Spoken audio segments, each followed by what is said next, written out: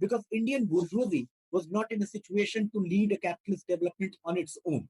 So anyway, from this process, Indian capitalism developed. And as Indian capitalism developed and gathered speed, especially in the 1960s with Green Revolution and transformation of agrarian relations in the Indian agriculture and transformation, capitalist transformation of these relations, the caste system underwent a profound metamorphosis. And this profound metamorphosis consisted in the weakening of these two registers of caste system. One is hereditary labor division, and second is untouchability.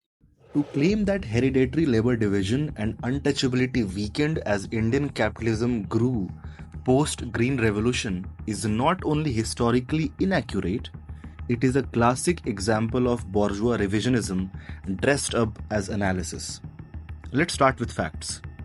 When the Indian capitalist class picked up speed in the 1960s, it did so on the backs of imperialist aid and comprador arrangements, not through any independent bourgeois revolution.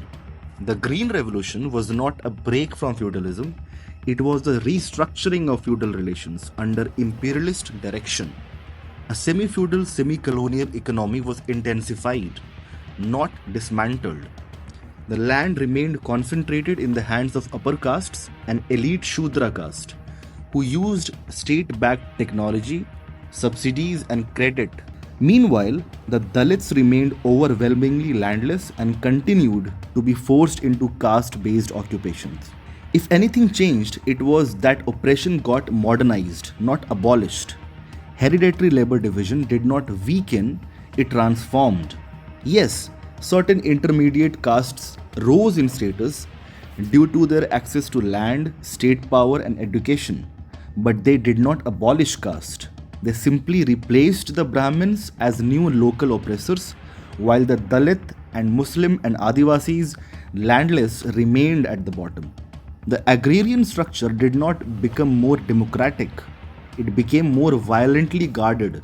And when Dalit assertion grew, it was met with anti-Dalit pogroms, atrocities, and social boycotts, especially led by the newly empowered Shudra castes. These were not aberrations, they were systemic tools of repression openly backed by the state.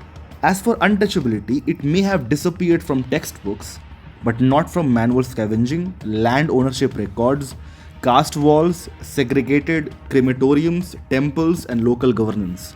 Every meaningful reduction in its intensity has come not from capitalist development, but from militant struggle from Telangana, Naxalbari, and countless unnamed revolts led by landless Dalits and Adivasis.